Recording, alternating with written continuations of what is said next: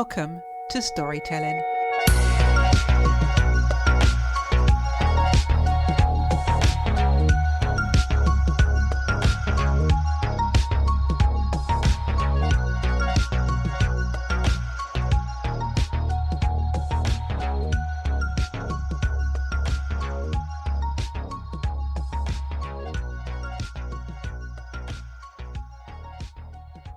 This week's guest has been shaping the world of cybersecurity and warping minds since 1983.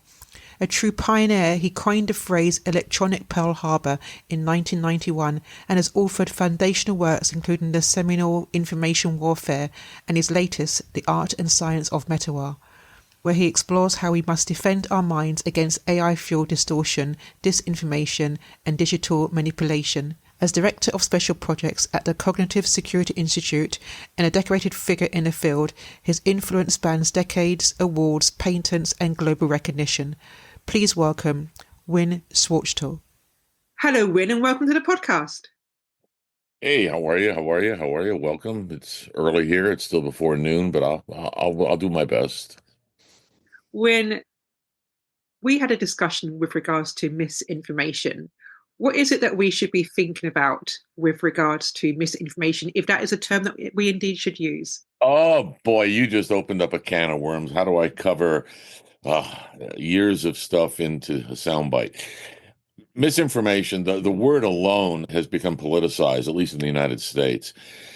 And it conjures up and creates some tension when you've got people on either side of a particular discourse.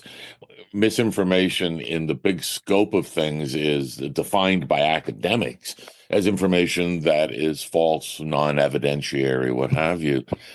And it implies critical thinking, and I agree with all of those sorts of things, but I really like to bring it up higher. Because when we talk about what do you believe, what's real, what can I rely upon, what can I trust? And instead of using those polarizing words, I like to begin somewhere else called too much information. Mm-hmm. Keep it simple. Too much information. We've got this universe of information completely sucking us into every aspect of our lives. As humans, 300,000 years ago is when Homo sapiens sapiens started coming about. We were not tuned for survival against this. We were tuned against lions and tigers and bears, oh my, don't drink the dirty water. And the information age really, we'll have a debate, I argue, began in 1956. And now everybody is absolutely inundated with the info glut. However, our sensory systems are limited to 11.1 megabits per second. That's all we can handle. Mm-hmm. So in the cyber world, because I'm a cybersecurity guy, and we've all heard the term DOS, denial of service, shutting down services, DDoS, distributed denial of service. Same thing that happens to the brain. Too much information shuts down the efficiency, shuts down the communication, and the ability to make reasonable choices and make reasonable decisions is overloaded. The whole system is just overloaded and doesn't function. So misinformation, disinformation, quality of truth or evidentiary backup, that is absolutely true. That is critical thinking and how to arrive at consensus answers through various types of inquiry methods. Absolutely. However, the first step for me, and I've really changed my opinion in the last 3 years, critical ignoring. Oh, okay. Critical ignoring before you get too much information to have to digest. And this is about strengthening the mental immune system to help us, our cognitive systems, to survive better in an overloaded information age. So you talked about too much information and term I've not heard before, critical ignoring. How do we do that? And how do we actually detox from all this information? There is no silver bullet binary answer I'm going to give you, but in general, critical ignoring is you becoming, first of all, a little bit aware of yourself. When the Kardashian ads or info starts flying by on whatever electronic or information device you've got, do you get sucked into the headline, or can you critically ignore everything to do with the Kardashians? Mm-hmm. All right. So that they're on your, I don't want to pay attention. I do not want to waste my limited computing bandwidth in my brain on the Kardashians. All right. Now, do you want to read about politics? Okay. If you do, your additional level of critical filtering is, do I want to listen perhaps to something neutral? Do I want to listen to one of the more polarized types of information sources? That is critical ignoring by making some conscious decisions about what you want to pay attention to.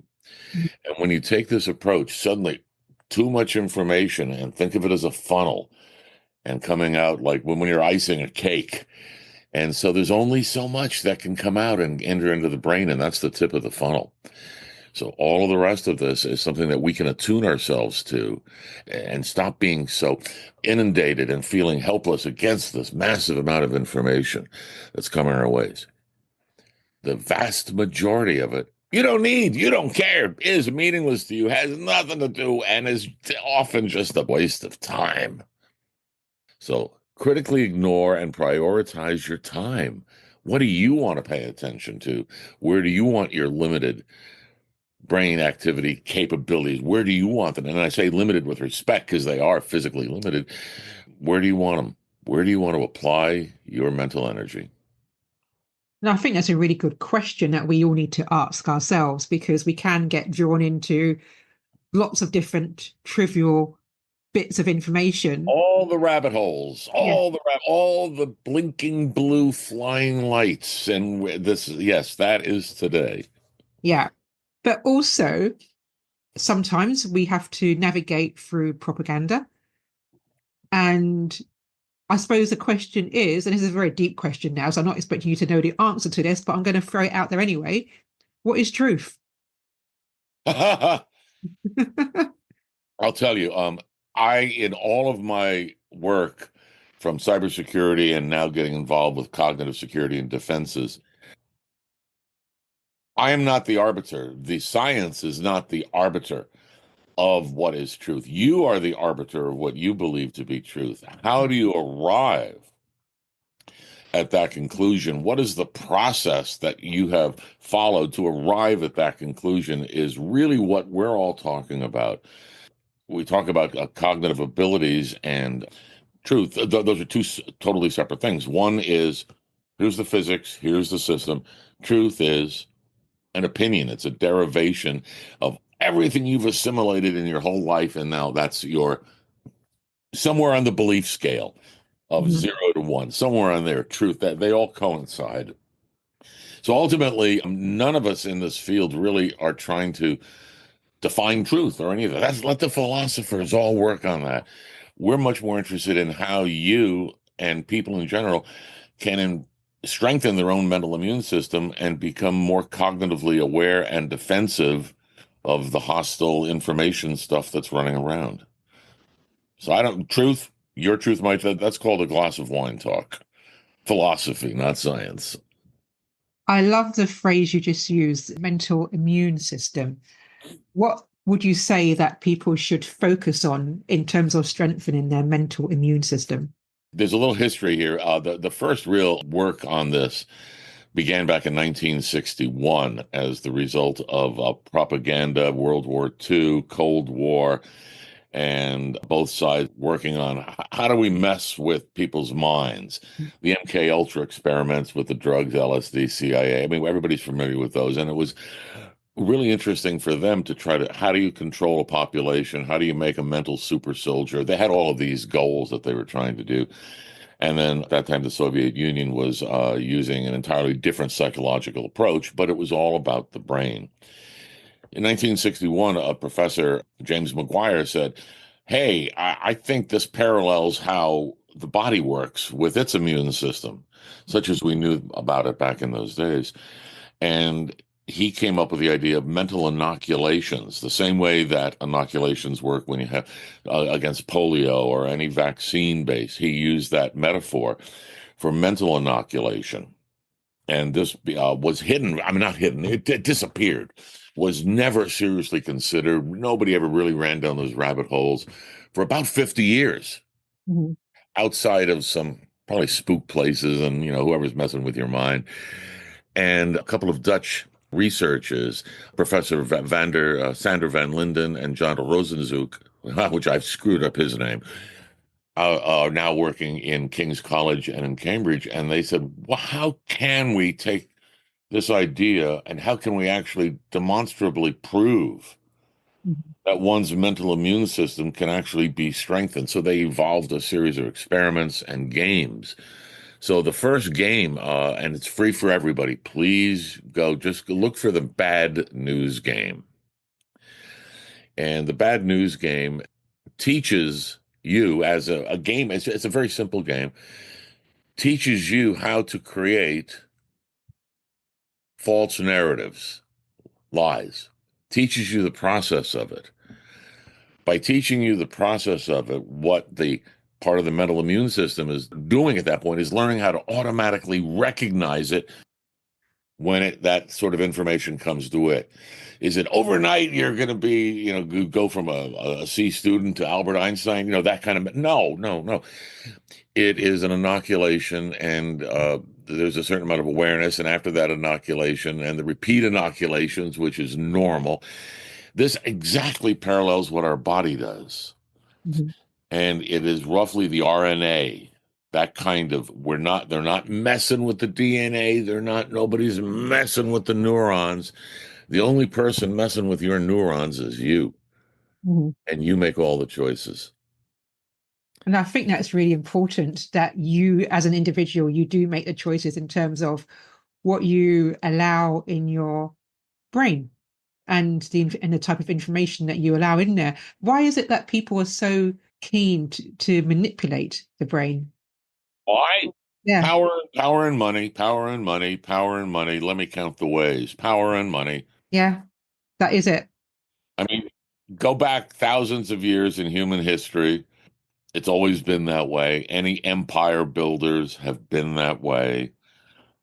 Leading by fear, or not leading, because fear doesn't lead, but managing by fear, ruling by fear has always been the time-honored tradition because it works. Yeah. That kind of mindset moving into the information age is exactly the same. Mhm. There's no difference. Go read The Prince if you haven't read it, Machiavelli, or go read the AI digest of it. It's how do you control a population's mindset?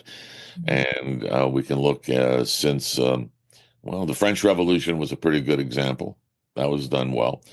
Mindsets across populations is nothing new, and we're certainly witnessing an awful lot of the effects of and the first stages of cognitive warfare across the planet. That's happening right now.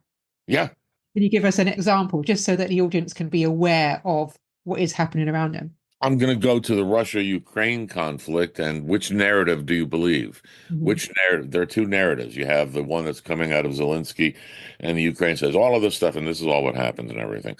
And then you have over here on the other side, the Russian side, and I'm not taking sides here. I'm describing just the process. You have this set of narratives over here, and it is up to the general population to be able to say which narrative either they're more comfortable with, Mhm. they believe more, they're willing to study more, go in and what is the evidence, what is their truth.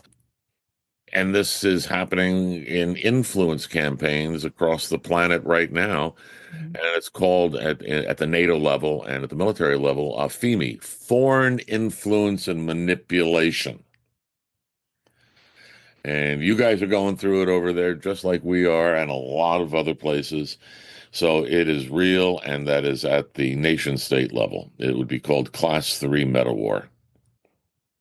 You mentioned the bad news game that we can all Yeah. tune into to actually decipher how we're being manipulated. Is there anything else that we can do to help protect our mental immune system? Oh my, from your individual level, right now, there is the bad news game. There's a few others called Harmony Square. There's a series of them that are all free. And just say, look for competitors or alternatives or games similar to the bad news game. And you'll start seeing a lot of them. What does not exist yet really is more of a formal academic structure. How do you introduce this formally to toddlers? How do you Mm. get toddlers doing critical thinking? Well, we look to Finland. Finland has been teaching critical thinking to toddlers for years. And how do they do it? They use exactly the same curriculum. Here is the wolf and the girl and going Hansel, I mean, all that. They're using those stories and using critical thinking about them Mm. and letting the kids answer. Just it's a very Socratean type of dialogue. It creates a dialogue. Not I'm gonna tell you. It lets the mind do its own research in a questioning format. Curiosity is probably the most important thing to imbue into kids of these days, and that asking questions is the right thing. And then I'll comment on education. Educate. There are just too many places that in schools say, "Don't ask questions, just listen." Mhm. That's the absolute antithesis of creating a free mind, an Mm. inquiring mind, a curious mind. No, it's very important. And it's really important that we continue to be curious as adults as well. And we shouldn't allow ourselves to stop being curious. It's not just when we're children that. Oh no, my God! If everybody by now should know that if you're going to survive in this world and move on for the next 20 years, 50 years, and all the various generations, your main goal is adaptation. Yes. That is, if you're going to survive, adaptation is a requirement, and it's going to require mental adaptation in order to do it. It's going to require upskilling adaptation and open mind. An open mind versus a closed, fixed mind, an E-day fix, and that is destructive. So that's part of the battle that's going on. Power, money, open thinking, those are natural Yeah. enemies. Yeah. When you've given us food for thought with our discussion today, and certainly there's lots for our audience to think about. Can I just thank you so much for being a guest on this podcast? I look forward to you Well, again thank soon. you. And anytime, the subject is near and dear to me, and it's my mandate just to keep working on this field and trying to get cyber and cognitive security. There's a huge overlap, and it'll guide us, I think, a fair amount of the way with interdisciplinary work from the neuroscientists, experimental psychologists, all of it. This is a very interdisciplinary problem. Thank you. If you'd like further details about Winn, then please follow links in the show notes.